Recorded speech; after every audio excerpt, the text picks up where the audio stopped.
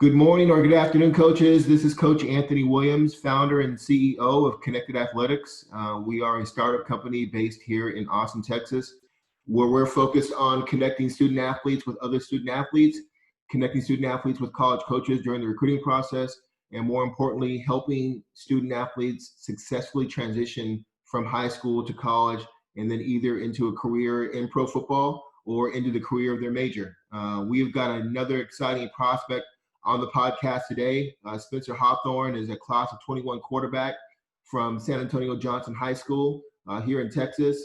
He's 6'1", 185 pounds. He's got a great GPA of 4.0. He's been down at the National Combine with me down in San Antonio in the Alamo Dome. He's also academic all-district. Spencer, how you doing today? Hey, Coach. Thanks for having me. I'm doing great. How are you? I'm great, man. Thanks for taking the time out to meet with us and tell your story. Let's jump right into it here. You know, we are starting to reopen from COVID-19. Tell these coaches what you've been doing to stay in shape to be ready for the fall season.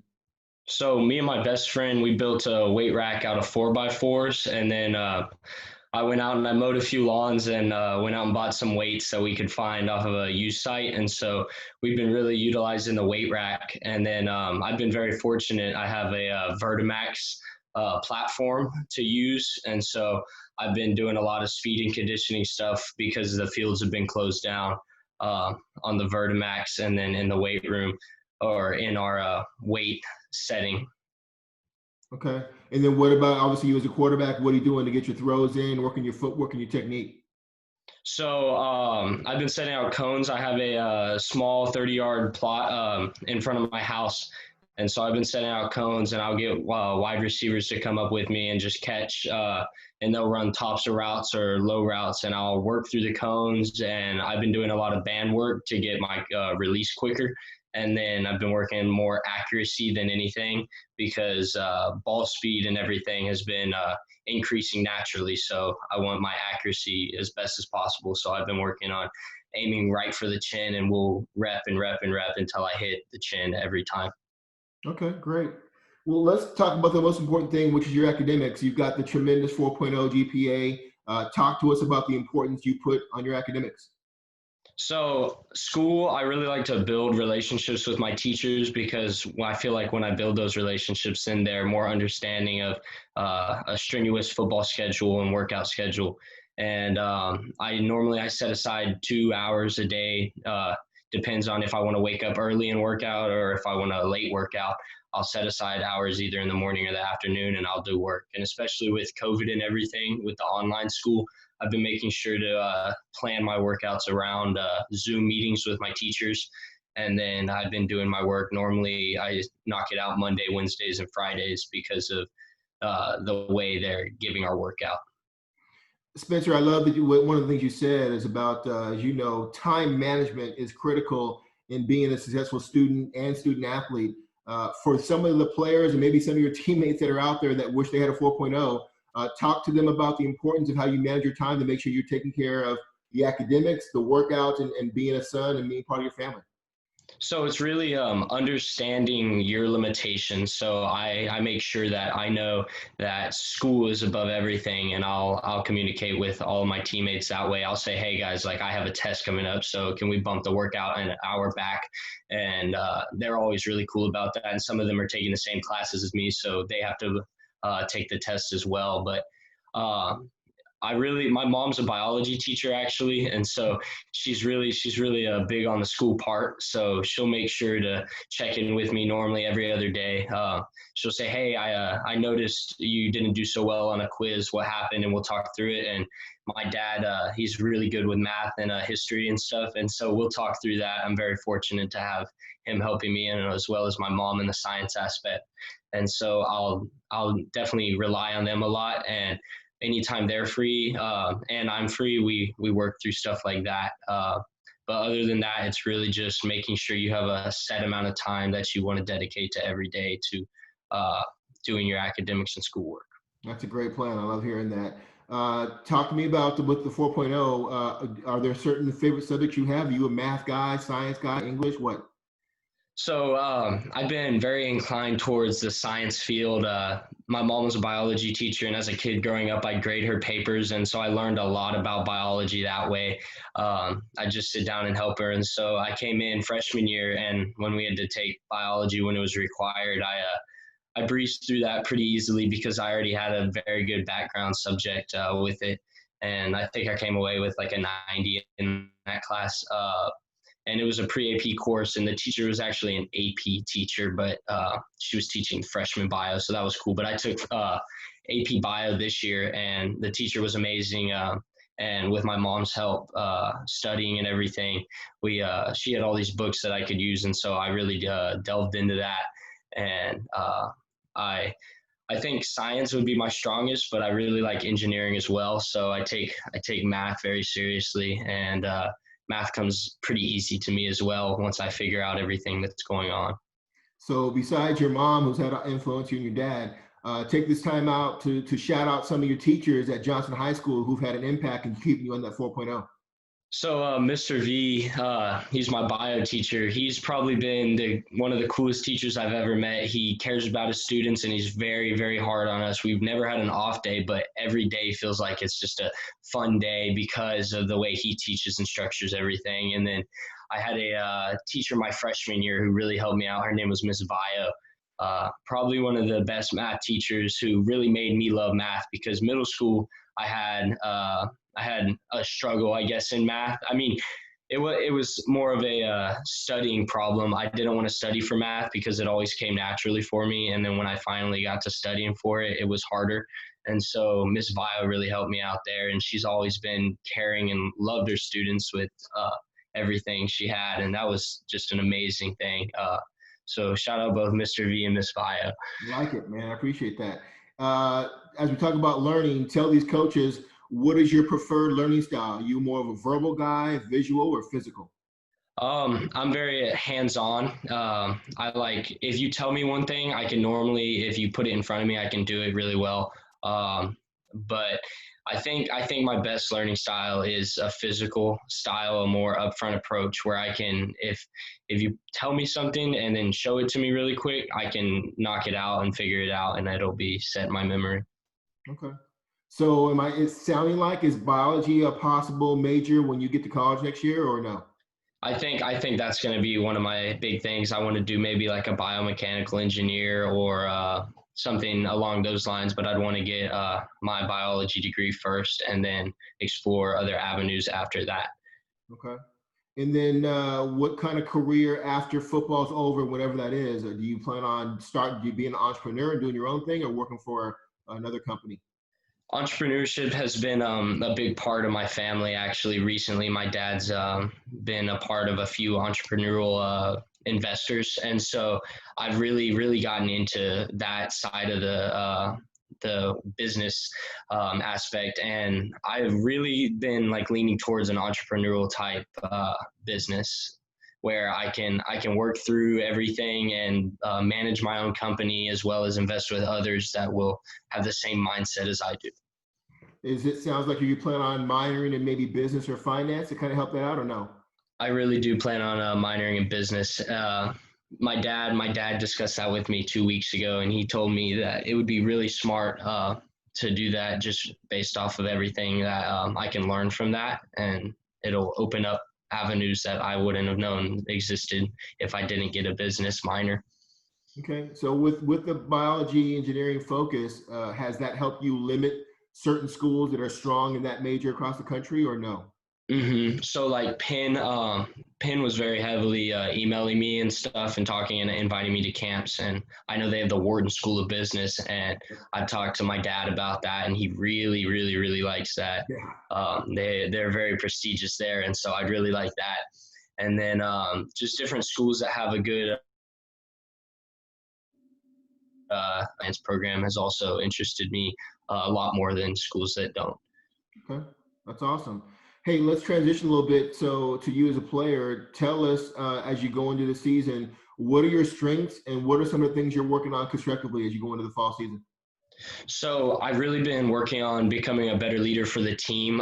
We had a ton of senior leaders leave, and I was one of the junior leaders, but it was a lesser role. And so I've been trying to propel myself into a higher role there.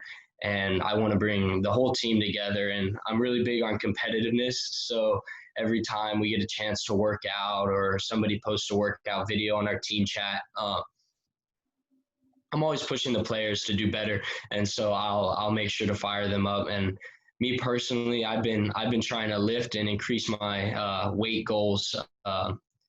I guess exponentially, in terms of how fast you can get your weight up, so that I can be competing with like the linemen and stuff when we're lifting, just so I can get on them. I'll be like, hey, like I'm doing like 225 10 times. Come on, like y'all are only doing it 8 times. Let's get it up, and then they can lift with me, and we get a better chemistry that way. But other than that, my receivers, we built a really good chemistry last year, and because we didn't have many senior receivers.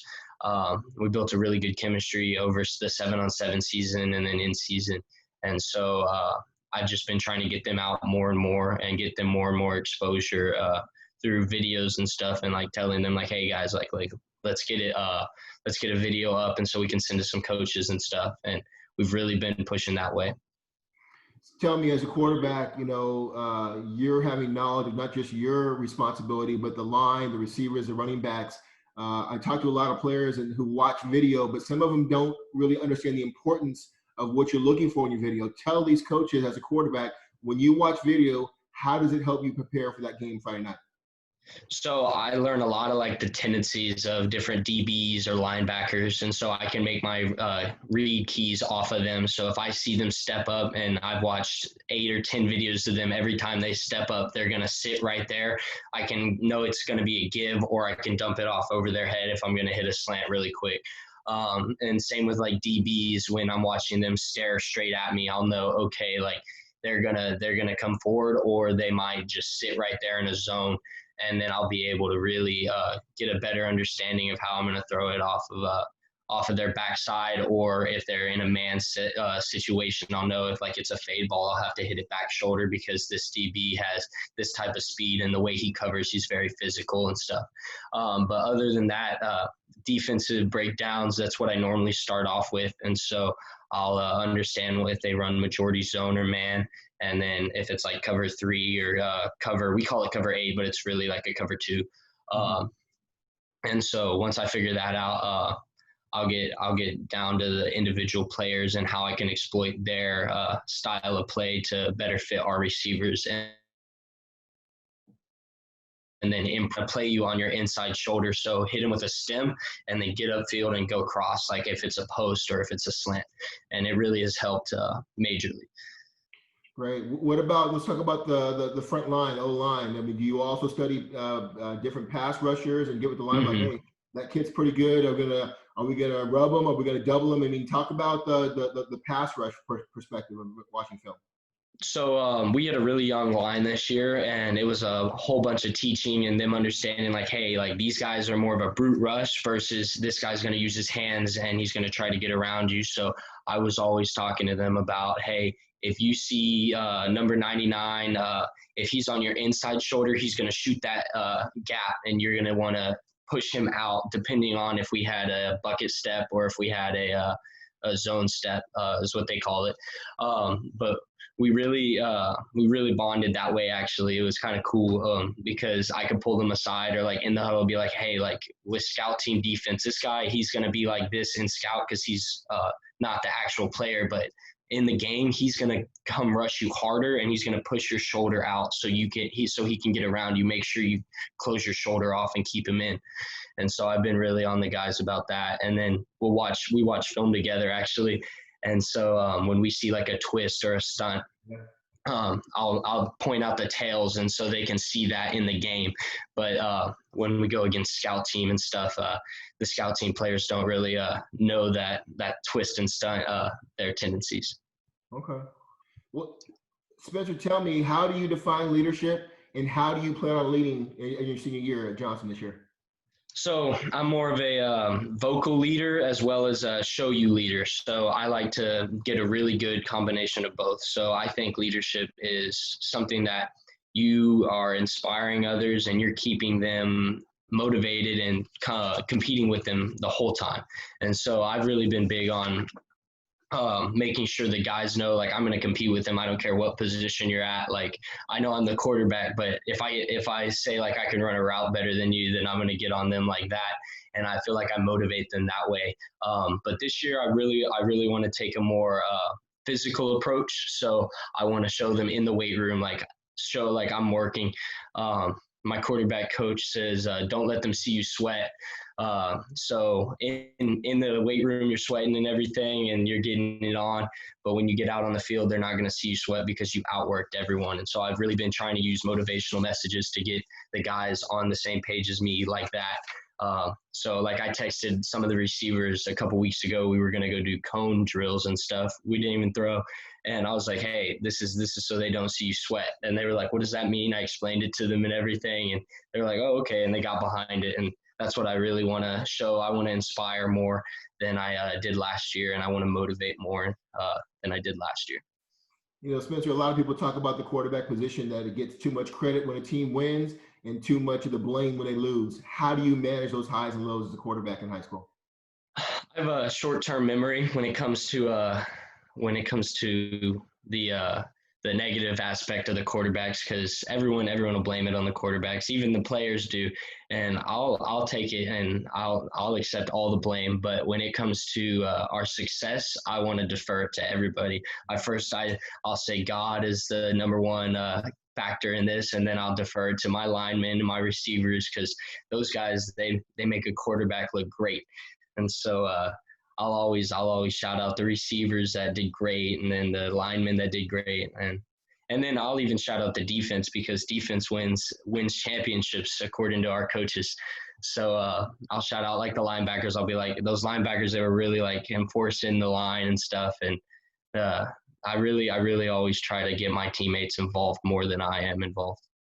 I can tell you, as a former player that never played quarterback and as a coach playing linebacker, one thing that stood out to me and all the quarterbacks I played with is they weren't just sitting on the bench watching the whiteboard or whatever. Whenever the defense had a big play or we got a turnover, came up the field, the first person that I always met as a defense captain was a quarterback. And I'm telling you, that goes a long way when defense guys see that, man, Spencer is not just getting some Gatorade. He's cheering for us, and he recognizes we make a big play. So keep that in mind as you add that to your repertoire as being a leader, because it goes a long way.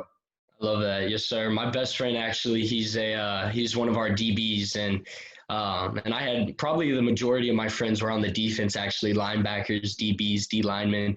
And so I'd always be like the first one over there, like jumping up in the air. I'd run out on the field and like chest bump them and stuff, like when they get picks or when they get sacks. And then I'll make bets with them even on the sideline. I'll be like, hey, I'll buy you Whataburger like this game if you'll get 3 sacks and 2 QB rushes.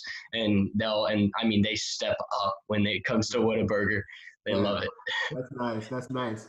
Hey, so college coaches always want to understand about players they're recruiting, on what the relationship is like with their existing coaching staff. Tell these coaches a little bit about your relationship with your position coach and your head coach. So we just got a brand new head coach a couple weeks ago. Our former head coach went over to Alamo Heights to become the I believe, athletic director and head coach there. So we brought in a new offensive coordinator, defensive coordinator, and head coach. And over Zoom, really, we've been able to develop a really good relationship. I've learned play calls really well. I've been able to help the receivers when I hop on the receiver Zooms, and I'll go over play calls with them while the offensive coordinators going over different things. Coach Sierra and Coach Soto are head coach and offensive coordinator, and they're really good guys. They care about their players, and they've reached out to me, and we've talked a lot about football and everything, and leading in to summer workouts, which we just got word today that will start June 8th. They really stepped up, and they really care about their players and building a relationship. And then we have our quarterback coach, or my quarterback coach. He's been like a second father to me. We meet at lunch. We meet during or before school. Sometimes after practice, we'll talk, and he's always there. We always talk. We always text, call, everything. And I will go to him with anything, football, non-football, everything. And he was also a soccer coach previously. And so I'd even go and I'd watch soccer games just to see him out there coaching and stuff. but he's really been involved in my life, and he's come over to my house before, and we've sat down and talked like with my parents and everything. And he's got 2 kids. I love his kids. And then he's got 2 boys and he's got a daughter, and they're just great. I love all of them, and I've built a very strong relationship with him.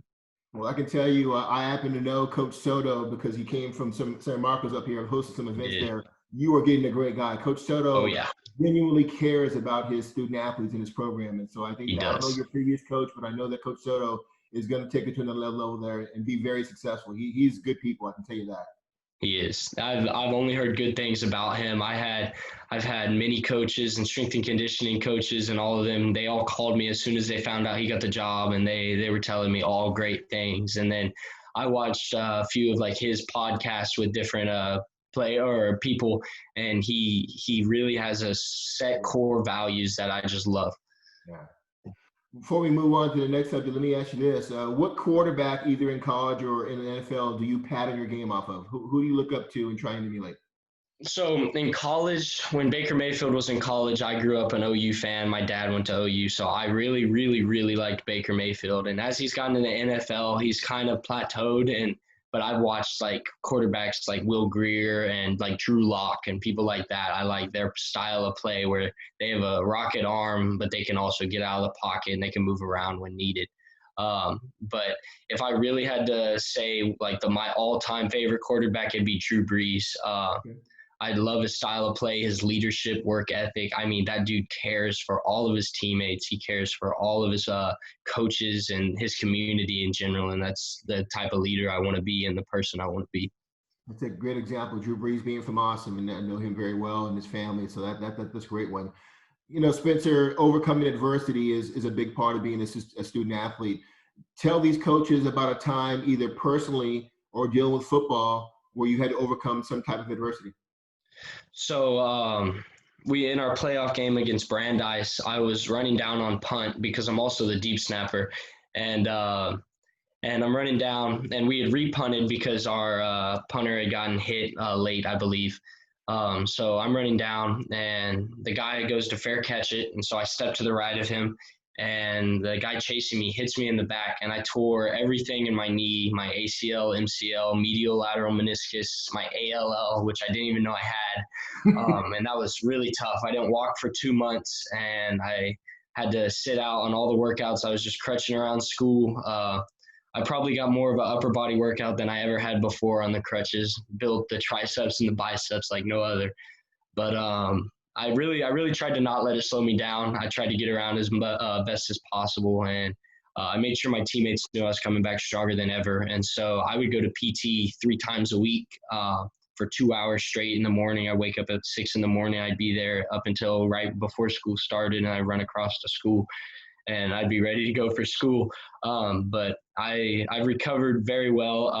I went back and talked to my doctor last Thursday, and he told me I'm on track with an isolated ACL tear patient, and that I am ahead of schedule and I'll be ready to go. I mean, I've been ready to go, but I'll be officially cleared for contact August 12th, Great. which is right before two-a-days start, and that'll really be probably one of the bigger achievements I've had in this COVID ordeal, because I'll know that my hard work paid off, and I'm back for the season. Well, I've been around this game for close to 30 years as a player and a coach. You might be the first quarterback long snapper I've ever met in my life. Yeah, Awesome. it was a funny thing. I did it as a joke because the coaches said we had to go to a special teams position. I said I can throw the ball between my legs, and we had a deep snapper that went to Oregon. He was in the All-American Bowl, Carson Battles, Oh yeah. and he kind of taught me that first year, like, hey, this is how you snap it, and I just kind of, it came natural, which was really weird because it's like an upside down throw. And then I'm a little bit faster than all the other deep snappers that are normally out there, so I get down the field pretty well, and I'm in position to make good tackles all the time, so the coaches love that. And so I just started snapping, and we had another player who's really good, one of our middle linebackers, and he was doing it, but the coaches went with me, and I was cool with it. I like helping the team in any way possible, and I don't get to make tackles very often. So having the potential to go down and tackle the punt returner is really fun. I don't want to put words in Coach Soto's mouth, but I don't think you're going to be snapping the ball this year. Yeah, I don't think I will either. That was one of the things the coaches talked to me about. They're a little nervous about that. So Yeah. I won't be doing that this year. That's awesome. Spencer, tell us what age did you start playing football, and when did you fall in love with the game of football? So my parents have pictures and videos of me throwing the ball just like a quarterback at 3 years old, and they said I came like it naturally and I could throw it across the yard.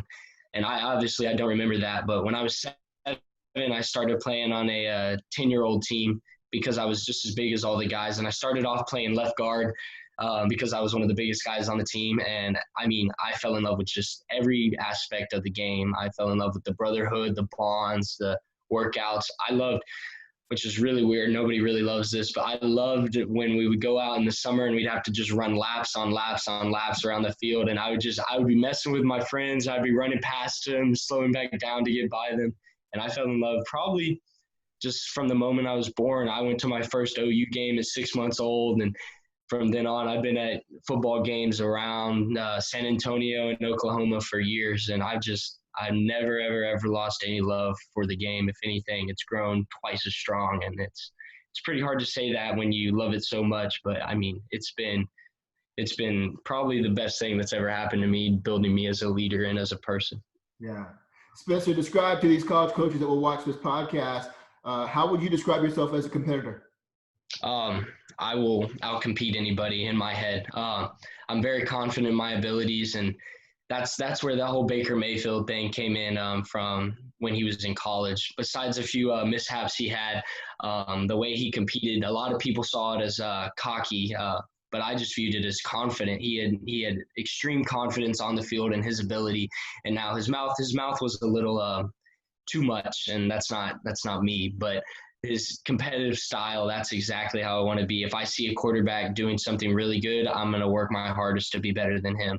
If I see someone in the weight room like throwing up a lot of weight, I'm going to work my hardest to throw more weight than them. It's a thing that's been hardwired in my brain. No matter who you are, no matter what you're doing, like I want to be the best at it. I just can't see anything else. I just want to be the best anytime I'm anywhere. I like to make sure that I outwork anybody. Okay. Let's get to know you personally before we close out here. Tell us, what are your interests when you're not getting ready for football? Do you like to hunt, fish, video games? What do you do in your spare time? So my parents never let me have video games, but my grandma lives on the coast, so I grew up saltwater fishing, and I fished all my life basically. It's such a relaxing thing to me. I go out and I'll fish all the time, but I enjoy a lot of like manual labor stuff. So I'll mow lawns, I'll do rock gardens, plant trees, and do all of that. And it's just something I enjoy. And recently I've been working on a lot of cars, and so every part of it. I'll tint the windows, I'll ceramic coat it, I'll paint it, I'll do all of it. And it's an enjoyable thing just to go out and put pride into whatever I'm doing. And I just love it. And other than that, I probably would say my biggest like hobby is running, which is weird.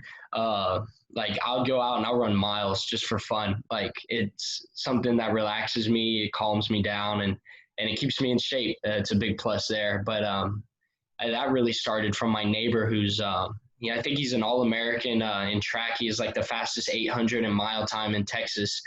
And I started biking with him, and I could never keep up with him. But finally, I'm starting to run now, and he outpaces me by miles. But I still like getting out there and running after everything that we went through as kids, running and everything. It's just something that brings me back to like almost like a nostalgic childhood feel that I get to go out and run the neighborhood and see everybody and all of that. Okay, well, you're obviously a teenager. You're spending a lot of time on your phone. What are some of your favorite apps? Are you a Twitter guy, TikTok, what? I have recently gotten on TikTok. It's funny, but I really don't like to be on my phone as much as I can. If anything, I'm a Twitter guy. I don't really use Instagram as much anymore, but Twitter I'll scroll through. I like keeping up with the news side of everything, especially with everything going on in today's world. I've been really, really, really strong on Twitter, and then I'm really big on fact checking myself. So I'll go to multiple media sites and I'll come to my own opinion. And I really, really, really have been getting into what's it called? Huddle. I just downloaded it on my phone instead of having it on my computer, and I've been going through. They have like a page where you can just scroll through all the different highlights and stuff, and I watch all of those all the time, and it fires me up. The Gatorade ones and all of that. But that's a new thing that I learned. Instead of just watching film on Huddle, you can go through all of the. It's like a main page, which is really cool, I think. Yeah. Well, you told us earlier about your mom and dad, your mom being a biology teacher and your dad being an entrepreneur. What about siblings? Are you the youngest? Are you the only child? Are you the oldest? Where are you? So I have a younger brother. He's real cool. He was a lineman for his first 2 years of middle school, and he's going to be a freshman next year. And I'm really excited about that. But he's kind of grown into his body and slimmed up. And so he said he wants to play middle linebacker. And I think that's really cool. So I've been putting him in the weight room. I've been getting him out doing footwork and stuff. But I kind of have a second younger brother. He's a neighborhood kid, and his dad came up to me and asked if I would train him because he saw me working out at the field. And of course I accepted.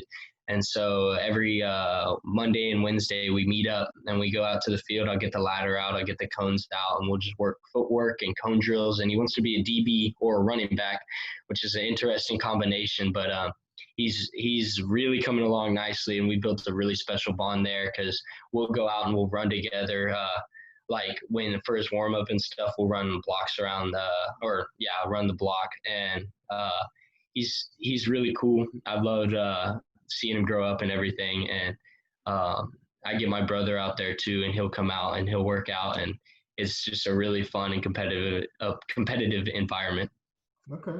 Before we finish up here, tell these coaches, what are you doing to give back to your community? Are you part of your church, your nonprofit organizations? What do you do to give back?